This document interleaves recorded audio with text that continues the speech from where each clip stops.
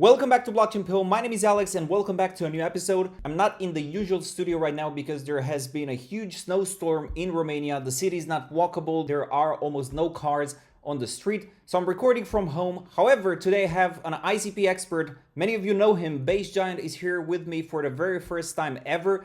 Many people thought maybe he was an AI, but this is proof that he's actually real. Base, welcome to the show. How's it going?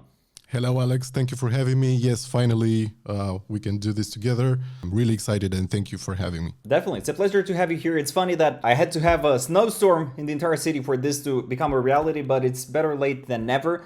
What have you been up to, Based? I saw that you have opened a Substack. I wanted to congratulate you for that. So tell us a little bit about what you've been writing about there. Indeed, I created a Substack recently because I saw Kyle from The Swap. He announced his Substack like a week ago. I knew about Substack, but I wasn't really sure what it was. So I sent him a DM. He was kind enough and really helpful, explained the whole thing to me. And once I understood what the platform is, I decided to simply create one myself because for a really long time I've been trying to find a place where to write. So shout out to Kyle for the Substack. I feel that he's already referred so many people on Substack, especially from the ICP ecosystem. So shout out to him, great guy. Him and the Swap are doing a great job. I wanted to say this because it's you Based, you're very knowledgeable, like you're writing those, crazy articles. And as well as, the threads on X that get, crazy engagement, like on the latest tweet that we're going to talk about today, the massive milestone in blockchain privacy that ICP has just released. You got almost 400 likes, which is crazy, for just the thread. And I've been in your DMs telling you to make more videos. And the thing is, you don't want to make videos. So I thought we're going to take your knowledge. You're going to come to my channel. We're going to talk about the stuff on my channel and I'm going to publish it. And this way, the ICP community gets to hear the stuff that you're writing about in a video format, easy to follow. The people get the content, everybody's happy. Yeah, that's true. But it's not like I don't want to create videos. It's just that I prefer writing and researching stuff more than creating videos because in real life, I work as a video editor. So imagine working and then having to do the same thing all over again. So yeah. Let's go to your thread. I'm going to read the first bit of it and I want you to break it down. So ICP just crossed a massive milestone in blockchain privacy. For the first time ever, smart contracts can run with full confidential state and computation. Not even the node providers can see what's inside. And we've seen this crazy privacy meta run a couple of months ago. I think in November, there was ZEC, I think, did like 30x. ICP even then did a 3x in a matter of a week. So privacy is one of the biggest things in crypto. And we've seen many high profile people talk about the fact that for the crypto adoption to happen, we need to have, better rails for privacy. And now it looks like ICP is becoming one of the main players as far as privacy goes. So what are your thoughts? And then let's break down the thread that you wrote. Yeah, definitely. I mean, privacy has been one of the biggest concepts in crypto for pretty much ever. There are a lot of projects who are trying to tackle this issue because it's also a big issue in the blockchain space and they try different approaches. Some of them worked, some of them didn't, but I think Dfinity at this point, with this latest subnet they are releasing, I think they're going to cover the most ground possible out of every blockchain out there. And I don't think people are excited enough for this piece of news. So we are here to get people excited about it. So if you're watching this video and you're not excited yet, prepare to be excited. Basically, what does this mean? So what's a privacy subnet? And let's go through the thread and explain to us what this is about. Yeah, sure. First of all, we have to explain some key concepts. The first one is trusted execution environment. That's what it's called. Think of it as a vault built directly into the CPU that even the machine owner cannot crack open. So this type of privacy execution happens at the CPU level. So what this means is there cannot be like a 51% attack to decrypt the thing because nobody can have access to what's happening inside the machine, basically. As far as I understand, this is exactly right what you just said. And another key concept that you will find throughout the article I wrote and throughout the thread is called SEV-SNP. This is pretty much AMD's specific implementation of the trusted execution environment technology. Okay, so now that we have the key concepts, let's have a look at the thread. What most people don't realize is that encrypting data on the blockchain is not necessarily difficult. The hard part is the actual processing of data while keeping it private. Traditional blockchains decrypt your data to process it, which means that whoever runs that code can see everything at some point during the process. This doesn't happen on ICP? No, this doesn't happen on ICP, and I can actually give you a specific scenario where this happens in DeFi. One of the issues with DeFi, as most people probably know, are MEV attacks, where bots can see pending transactions and front run them for profit. Yeah, that's true. The guy with the highest, like with the best MEV bot, his name was like Jared from Subway. Like he was sandwiching, everybody's transactions. Each transaction on EVM was sandwiched. The guy made hundreds of millions of dollars, I believe, in the past 4 years, which is absolutely crazy. And he made it legally. And the reason why that is possible is exactly because of this split second or a couple of seconds where the data is actually decrypted for it to process, right? While the transaction is processed, let's say on Ethereum, the actual transaction is public and everyone can see it. If you apply this trusted execution environment thing on ICP, the transaction is completely private, encrypted, nobody can see it. And then once the whole thing is processed, it will be public on the blockchain and everyone can see it, but not before. And this cancels MEV attacks. I see here that the TEE subnet only uses 7 nodes instead of the usual 13. So why is that? This is a bit too technical, but what people should understand is that this trusted execution environment subnet, because of the technology itself, it's much easier to secure. And for this reason, instead of 13 nodes, you only need 7, right? So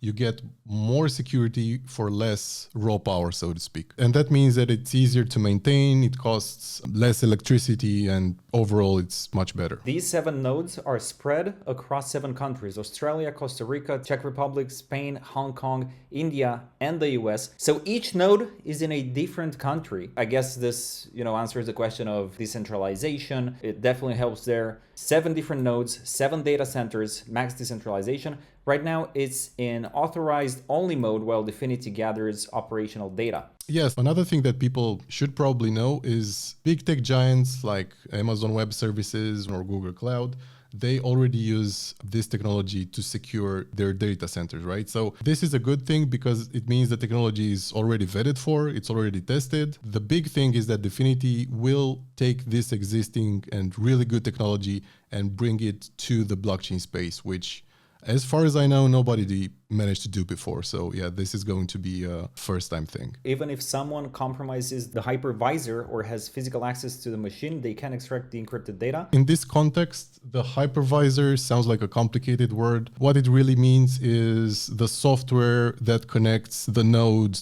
to the ICP network. In case someone manages to hack that somehow, they will not be able to steal any data that's encrypted with this specific technology. ICP doesn't just rely on TEE, they already launched vet keys in July 2025, providing cryptographic privacy through threshold key derivation. 2 different approaches. Vet keys are math-based encryption and TEEs are hardware-based secure vaults. This is true, actually. Vet keys, we saw them how long ago? It was like 1 year ago. This is the thing, there are so many projects that actually take the tools that Dfinity is building, build some crazy stuff. They're able to do something that other people cannot even dream about because they are not leveraging the ICP tech stack. So all the tools that Dfinity is building are going to find a home, are going to find use, and that's when ICP is going to have its, Ethereum moment that so many of us have been talking about. Yeah, so you mentioned vet keys. Vet keys are like having an unbreakable encryption algorithm, while TEEs are like having a locked room where you can safely use the algorithm without anyone watching. So both tools are essential. They do the same thing in a different way. They can be used complementary to each other or individually based on the developer's specific needs. And now we go into why people should be excited about it. You mentioned here, privacy has been the #1 deal breaker for enterprise blockchain adoption. Even CZ has, literally said this. Organization dealing with GDPR couldn't use public blockchains because everything is transparent. Basically, now the doors are open for corporations to actually start using the blockchain. Do you think that this will also link into the Swiss subnet or the Pakistan subnet? Like, are you thinking that we're going to see more sovereign subnets in different countries? Yeah, definitely. I think this will open the floodgates for a lot of adoption. But even more important, in my opinion, is that this specific technology, from what I can understand, it enables real life use cases on ICP, use cases that are not possible on other blockchains. Think of a large corporation or a government trying to build something on a public blockchain. That's not possible because they need to have some type of privacy or security guarantees, and a public blockchain cannot offer that, right? So this subnet can enable use cases such as healthcare, where medical professionals can share patient data for research without knowing what the data itself is. This can also fix some issues in the DeFi space. Just as we talked earlier, this can prevent the MEV front-running attacks, and people will not keep losing their money when trying to make a swap on a decentralized exchange. It also applies to AI. You can train models on combined data sets without exposing raw data, which is huge. And I know for a fact that Bobby O pointed this out like maybe a year ago or something in one of his videos. I think I heard this from Dominic Williams as well. Like he envisioned like in the future, this type of thing where you actually train an AI or you build a data set for AIs. You can rent this data set to other AIs without actually giving them the raw file so that they can just take it and use it. They will have to keep renting it from you. So maybe this will create, new opportunities for people who are into training AI models. And without ICP, this wouldn't be possible. And finally, voting private ballots with verifiable results. How does this compare to ZK proofs? I know that ZK is pretty big, so how does it compare to ZK proofs? Yeah, it's a term everyone knows, especially in the Ethereum community and in the layer 2 community. So zero knowledge proofs let you prove something is true without revealing why it's true. And this is powerful for specific use cases, like proving you have enough funds for a transaction without revealing your balance, or proving you're over 21 without revealing your birth date, for example, right? Right, and to end this, ICP offers developer choices. Do you need cryptographic privacy? Use vet keys. Need confidential execution? Use TEE subnets. Do you need both? ICP has you covered. And basically, this is the article, very well written, very well broken down. If you guys want to get a more in-depth version of the threads that Base Giant is doing, you can check out his Substack. All the articles are going to be free. You can subscribe for free, basically follow his articles. And if you want to go one step further, you can actually get the first paid tier if you want to support Base Giant and his writing journey about the Internet Computer Protocol. Make sure to check that out. Based, it was a pleasure to have you here on the show. I want to do some more of those every time that you have a cool article like this that people should understand better and be more excited about. I would love to have you back on the show and break it down for us here. So thank you very much for being here. Do you have a message for the ICP community? Well, first of all, thank you for having me again, and we are definitely going to do more of this in the future. If anything happens in the ICP community, I'm happy to talk about it. Based, thank you very much for being here. Thank you everybody for watching this video. Let me know in the comment section below if you have any questions or suggestions. And with that, we're done with this video, and I'll see you guys in the next one.